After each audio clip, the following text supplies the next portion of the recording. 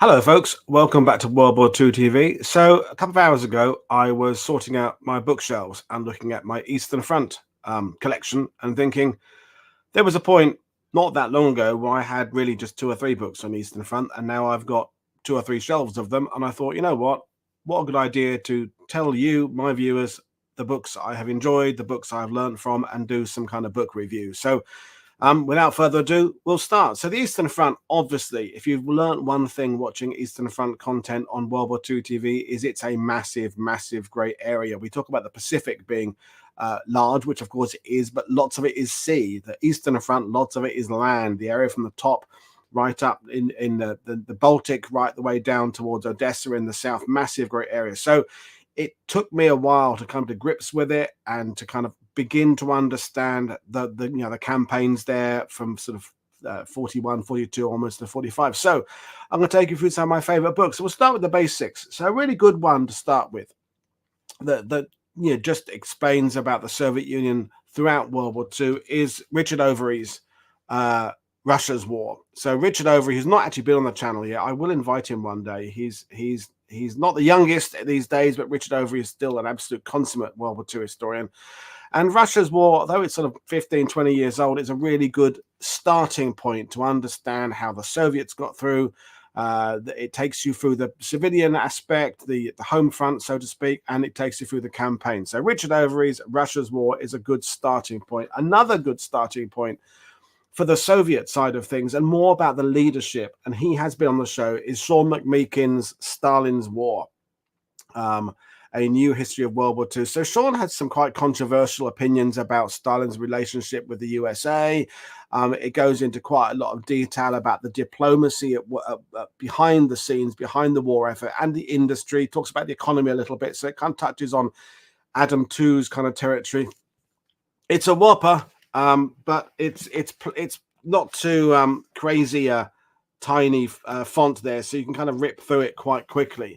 And so I definitely recommend Stalin's War, but it's not so much about the fighting. It's more about the politics behind Stalin's campaign, the politics behind the Soviet war effort. It talks about, the pact between Germany and Russia, etc., etc. That's kind of a good overview. Another good overview is about the Holocaust. And there's been an ongoing debate, which to me has only one answer. And the debate is whether or not you should look at the battles, the military aspect of World War II, separately from the Holocaust.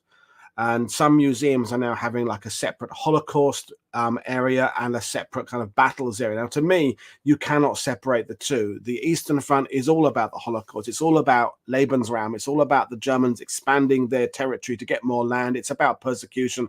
It's about ideology. So for me, you cannot look at the military aspect without considering the Holocaust. And the Holocaust, a wide-ranging subject. There were some classic books on the subject, but another book I'm going to recommend as a kind of a starting point, because we tend to think of the Holocaust in terms of the latter part of it, the death camps, the gas chambers.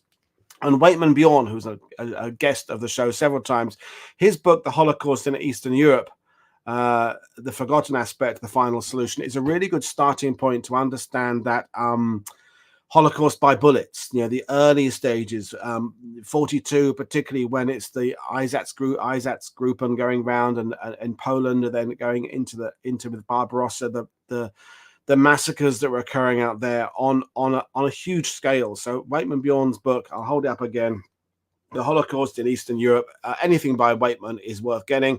He's also worth following on Twitter and Blue Sky, which I am now on Blue Sky, by the way. I'm still on Twitter, but I'm on Blue Sky. There've been this is a rabbit hole about social media, but there've been various alternatives to Twitter kind of come up over the last year or so, and Blue Sky seems to be the one that's taking hold amongst historians, so I have an account there. So that's kind of three overview books to take you through things. Now, the next thing about the Eastern Front is, do you want to follow it from the German point of view, from the Soviet point of view, or kind of from the battle point of view? From the Soviet point of view, we'll come to that in a minute, but from the German point of view, probably the master is David Stahl. So he is an Australian historian teaching in New Zealand, and I've got three of his books.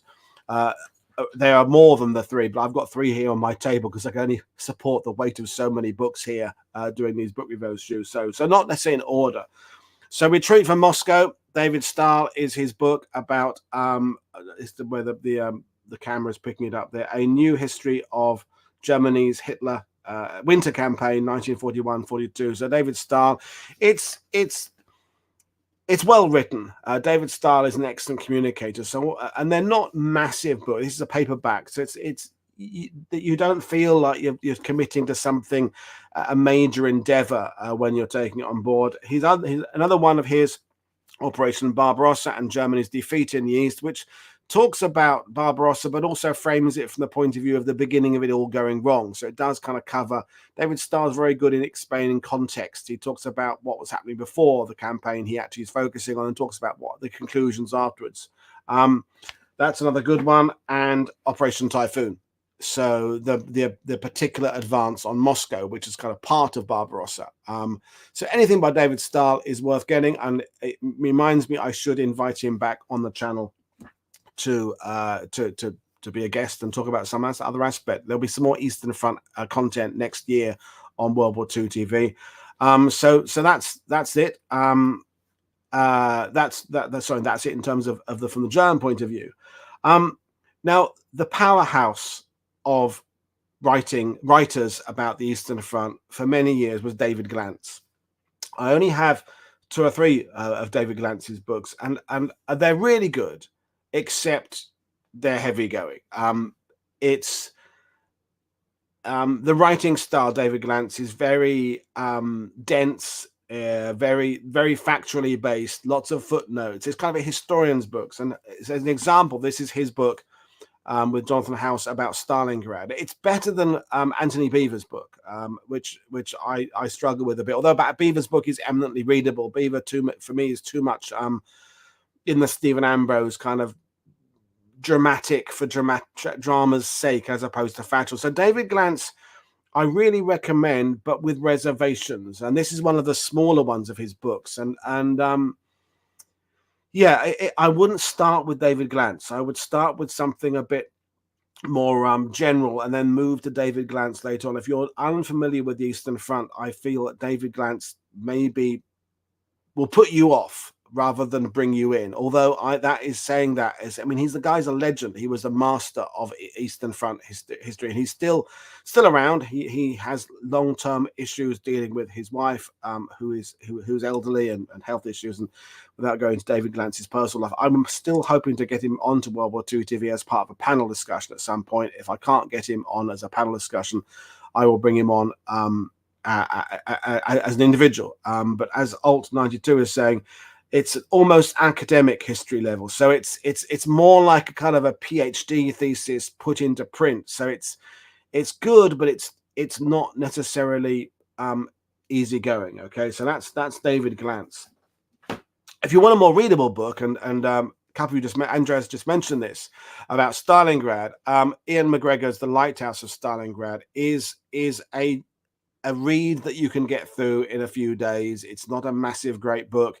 It is about the wider context of Stalingrad, in that it does explain where the Eastern Front has got to by the time the Battle of Stalingrad commences, and explains what happened a little bit after the Battle of Stalingrad. But really, it's an examination of the way it's been written about. It's a look at the historiography, particularly regarding Pavlov's house, which was the house across the Volga that the Russians ended up pushing across and defending. That house that had views out across the streets into the city there.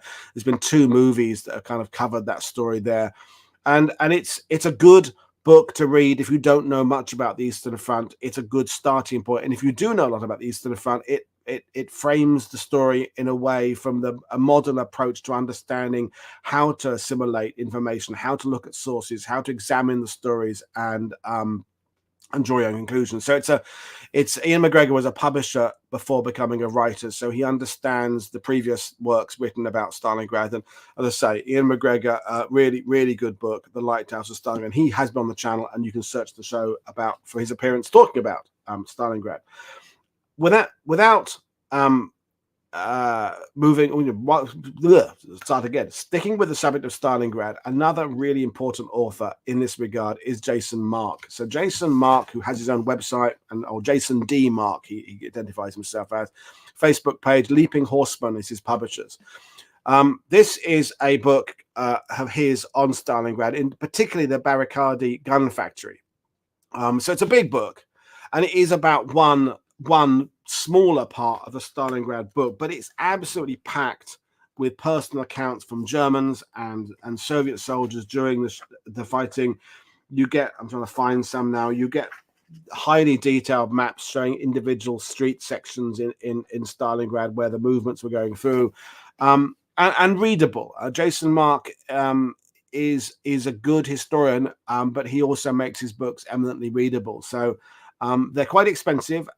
You can buy them directly, I think, from his publishing company, or you can buy them at usual places like that. But a good starting point to understand Stalingrad at a kind of a very, very detailed level of street by street, individual platoons against individual platoons. Iron of Fire is a good example there to start you off. With Eastern Front writing, another name that is incredibly important, and he is a frequent guest on the channel, is Prit Bhar. So Prit was a doctor. He's not an academic in that sense. He was a doctor in the British Army, and then a doctor in the National Health Service in the UK. And he's written several books about First World War and Second World War. He's been on the channel many times. You know Prit, who Prit is. So I've just got a couple of Prit's books. Now, one of the things I like about Prit is that he aims his books at an audience who aren't necessarily, academic. He keeps the reading level aimed at kind of teenagers. He's explaining about how he puts his text through this system where it tells you what kind of reading level it is, and he aims at kind of a reading level about 14 to 15 years old, which sounds low, but it means that it's readable for everybody. And I find that Prit Bhar's writing, it flows. He's kind of James Holland in that sense, in that it just you read, the story comes through, but the facts are there behind the story, but it's eminently readable. You don't have to stop and look up a word because the author has chosen to, use his thesaurus and throw in a word that no one uses. And you go, what the hell does that mean? The language is not too wordy. It's just, it's gripping. Prit Bhar writes in a way that is accessible, but also very, very, very consummate historian at work. So I'll just hold up a couple of his books there. So To Besiege a City, Stalingrad, is one of his more recent ones. Absolutely cracking book, very readable, tragic because of the loss of life in Leningrad, not only to war but also to the famine, to starvation, to the dealing with the human suffering that was involved in the Battle of Leningrad, but also takes you through the fighting, not just in the city, but the various campaigns around the city that are part of that wider front. So To Besiege a City is a fantastic Prit book. Meat Grinder is another one of his. That's the battle for the Rzhev. Say he came on the channel and talked about the Rzhev campaign. I think it was early this year, might have been last year. So Prit's books are just fantastic. Of all the books I'm recommending today, I cannot recommend Prit's more than I do. Not only are they brilliant, he's also become a really good friend over the last 3 years, appearing on World War II TV, and just a thoroughly nice person. So that's Prit Bhar's book there. We're coming to the end of this really now. They're not extensive long reviews, but I'm going to finish with 3 books that are more narrow in scope, quite specific, that I just enjoyed without necessarily knowing I was going to enjoy it before going into it, if that makes sense. The first is this one, the Bilsky Brothers, the true story of 3 men who defied the Nazis, saved 1,200 Jews, and built a village in the forest. Now, you may think that sounds familiar. Well, it was made into a movie, Defiance, with Daniel Craig, about 10, 15 years ago, something like that. The movie is good. The book is better. So it's about 3 brothers who, and I won't say spoiler alert, but 1 or 2 of them ended up in the USA post-war and carried on their lives. But they'd had this incredible story during World War II of a resistance unit the Belarus countryside, in the forest there, and dealing with the SS and the Germans kind of encroaching on them, and trying to also save Jews, and it's just a fantastic book. So Peter Duffy, who wrote it, I don't think is a historian. I think he's more of a kind of a journalist who finds stories and writes about them. It's maybe about 15, 20 years old, this book, but I read it because I'd watched the movie and I often do that. I then go out and buy the book that the movie is based on, or a book that covers a story a movie is based on, because if a movie moves me, I then find this need to kind of go out and find more about the story. And sometimes you find out the movie is a very, very different to reality. Other times you find out that the book has stories in it the movie didn't cover. And this is kind of an example of the movie simplifying and kind of condensing the action to a series of kind of movie scenes, as opposed to a longer story there. So the Bilsky Brothers by Peter Duffy is a really good book. And then, because we haven't really talked in this show about writers from within the Soviet Union, and the same would apply to Germany. As you know, I've talked about this before, living in France. A lot of the greatest French writers about World War II, their books are not translated into English, and conversely, a lot of the great books in English about World War II are not translated into French. Well, the same applies to German and Eastern European historians. Their books don't necessarily make it into English for our market. So that's a shame. But one author who works both as a translator, she first kind of came to my attention because she was translating stuff for Anthony Beevor, who I've just been a bit negative about his Stalingrad book, but one cannot talk about Eastern Front history without acknowledging Anthony Beevor's work on the subject. And Luba Vinogradova has translated work for Anthony Beevor, and her book she has been on the channel talking about Russian snipers. So Defending the Motherland is about the Soviet aviators, so particularly the women who fought. And we did another show on the channel with a British, half British, half American historian about the Soviet flyers, the women flyers, the night witches. But Luba's book is from the Soviet point of view, although she no longer lives within Russia. I think she lives in Greece or something now. But that's a really good book, Defending the Motherland. And her other book, which we talked about when she came on the channel, Avenging Eagles, about the sniper corps, the women snipers. And particularly interesting on the show and in the book is she rather takes apart the account of the most famous Soviet sniper, Ludmila, whatever her name was, the one that movie's been made about, in that she was really a bit of a media creation by the Soviets in World War II, and there are other snipers who are perhaps more deserving of legendary status. So there are two books written by someone whose native language is Russian, and talked about that. So that is just a little handful of books about the Eastern Front. And my last kind of comment about the Eastern Front is, I know a lot of you, like me, kind of started in the ETO. You know, there are people I know from my age group who it was always Operation Market Garden and Normandy and perhaps Monte Cassino that thrilled us. And yeah, we'd seen movies like Cross of Iron about the Eastern Front and the World at War documentary series that covered the Eastern Front, but we always found it a subject that we didn't necessarily want to read about. Didn't feel like it was our war. And today, with, of course, events in Ukraine, we're not being very sympathetic towards the Russians in a modern 2023 point of view. But in World War II, without what the Soviets did in defeating Germany, we wouldn't be in the world we are now. So we can be admirative of what they did in World War II, and also be very, very negative about what they're doing right now in Ukraine. So we mustn't kind of push the Soviets out of the World War II story just because we don't like what the Russians are doing today. For many years, I mean, me as a young Brit, I didn't really know much about outside of the English-speaking world about World War II, and now I'm getting to grips with the Eastern Front. And the other big one, which I'll talk about at some point, is China. The Sino-Japanese War, incredibly important, not only for those who were living in Manchuria and those areas that saw conflict from the 1930s onwards, but also in American policy, British policy. So that the understanding of the war through the Chinese lens is going to help us understand our own war and how it all comes together, as Indy Nidell says on Time Ghost and World War II the channel.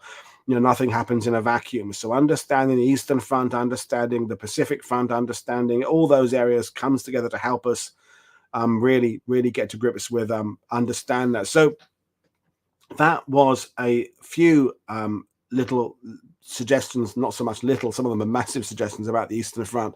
It does seem to be a subject where the books tend to be rather large and wordy, because it's a massive subject, and I feel that may be what is putting people off. Is you look at some of the size of these books and go, oh my god, I know nothing about it, I can't start with this. So that's why I'm perhaps starting with something like Richard Overy's book, Russia's War, as a good starting point, or one of Prit Bhar's books as a good starting point, and then kind of build outwards. But when you're writing about a front, so a front is the equivalent like of an army group from Western point of view, you're literally talking about maybe more than a million soldiers involved over hundreds, thousands of square miles. So if you're an author writing about World War II, you can't do little nice 100-page, lots of illustrations books about the Eastern Front, because it doesn't break down that easily to that size, because it's so large, because it's so complex, because the battles are so all-encompassing, engulfing.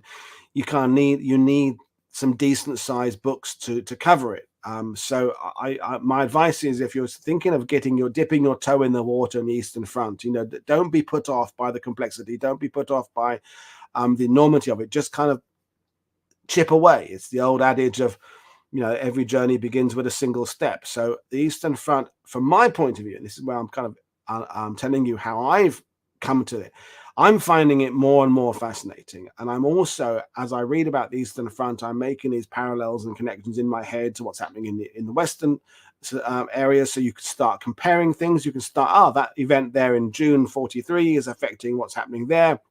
And we're talking about Italy, for example. What's the policies the Germans are employing in Italy are based on experiences happening in the Eastern Front. And I will do another one of these book review shows at some point about the Balkans, about Yugoslavia. I've got a nice little section of books, pretty much everything I can find in English language about the Balkans, so Serbia and Croatia, Bosnia and Herzegovina, Moldova, etc., etc. And there isn't much out there in English language about that front. And that, to me, is the big underexplored sector of World War II. And does it count as the Eastern Front? I suppose it kind of does, but it kind of doesn't as well, because Yugoslavia, or the former Yugoslavia, isn't really in the East, but it's not in the West. So that's another area that I'm going to be doing something about in the future, looking at the Balkans. I don't think it'll be today, although it might be, because I don't know, I'm feeling in that mood where I want to talk. If I don't do it today, it'll be sometime in the next few days. So thank you, Robin, for your contribution to the channel. That's very much appreciated. So Faustian Bargain is another good book. It was one of the ones I nearly bought in there, but I can only fit so many books on the chair next to me. I would do that in a second show. In fact, as you said that, I'm thinking of doing one of these book reviews about books that, if you like, set up the politics, the diplomacy, so books like Appeasing Hitler, that kind of work. Ones about how the German high command worked. So some kind of books that set the foundations of how the countries operated, how the structure was put into place. So not so much about the battles as such, but the infrastructure. So I might do one of those on the channel at some point. So I'll leave it there, because I want people to watch this. I don't want to be spoiling on for too long, but I think just before I do that, Nigel is saying it quite correctly there. We can admire some aspects of the Soviets in World War II, e.g. the defense of Stalingrad, also being disgusted by aspects such as the invasion of Poland and the mass rapes and shootings. Yeah, exactly. It's complex. There's not much to admire at all about the Germans, except some of their technology. But the Axis, basically everything they did was behind. The ideology was behind it. The Soviets don't necessarily have that ideology, although they do to some extent. And theirs was, in some ways, you could argue, a defensive campaign, except for the invasion of Poland. And then there's Finland and things like that get complicated as well. So the Soviets, you give them sympathy with one hand and take that sympathy away with the other hand, based on some of the things they did and Stalin's treatment of his own people. And yeah, it's complex is a simple thing with the Soviets. And I think that also adds to the complexity of writing and reading about it, is that it's when you're reading about Normandy, and I did say I was going to stop. This last thought is that the Allies are clearly the good guys. Okay, there are individual German soldiers who are not murdering arseholes who are on the enemy side, but the Allies are trying to bring liberation to France and the Low Countries, etc., etc. In the Eastern Front, though the Germans, the Axis, the Nazis are clearly the very bad guys, it's not like the Soviets are the good guys as such. They're less bad than the bad guys in some ways, and then in other ways they are equally bad, and in some ways worse, because we then go into the Cold War and what Stalin does against his own people. So it's hard to read about the Eastern Front, because I think naturally we like to identify the goodies and the baddies. If we're reading watching a Western or whatever, we like to kind of think, well, this is the guy I'm going to root for, and you kind of get behind that, and you're pleased when an outcome goes the way of the protagonist, and you're annoyed when the villain wins. So with the Soviet aspect, with the Eastern Front, you don't have that binary look. That there are things going on out there that are horrific. On just the slaughter, the atrocities on both sides are just horrific, and you can now appreciate that some of the efforts made by the Soviets were directly affecting and helping the Allied involvement in the West. So every German division that was on the East was one fewer division facing the Allies in the West. So you can acknowledge all that, but at the same time, we can't always applaud and what the Soviets are doing in terms of the way they fought their wars, and certainly the way they treated civilians. So I'm rambling now, but it's complicated, and I think that complication is what makes it an interesting subject to get into. Once you get through those layers, once you get through the basic understanding that it's not as clear cut. There aren't goodies and baddies. The geography is huge. The area is massive. And that we talked about this with Nidell. We label the Soviet battles by the cities that are sort of central to the campaign, but also not, in that we talk about Stalingrad and we think of the city, we think of the factories, we think of the Volga, but the Stalingrad campaign covers hundreds of square miles going out into the middle of nowhere. And the same with Leningrad, the same with the battles for Moscow. Yet we don't label Normandy so much by the cities. We talk about Normandy as a region. We talk about Monte Cassino in Italy, we kind of talk about by city, but we talk about kind of the fighting in the north of Italy. So we have an odd way of labeling the Soviet German campaigns by the city as kind of a hook, a mental hook, not understanding that actually there's lots of fighting that's happening basically in the middle of nowhere. The steppes and the as Prit took us through, the Rzhev fighting there. Half the places he mentions, you can hardly find them on a map these days. They're tiny little settlements in the middle of nowhere. So we use these big banner headings of the Moscow campaign because we know where Moscow is, and we kind of make sense of it, and it's much more complicated. Anyway, I'm gonna go now. The Onion of the Eastern Front, Dean Murphy, with many, many, many layers. But I find as you're going through the Onion, that your knowledge improves, the richness that the Eastern Front offers the casual military historian enthusiast is enormous, because there's only so much we can say new about Normandy or Monte Cassino, but with the Eastern Front, there's still a lot more to say, because there's still work to be done. There's still archives coming out. Anyway, I'm going to finish now. I will be talking about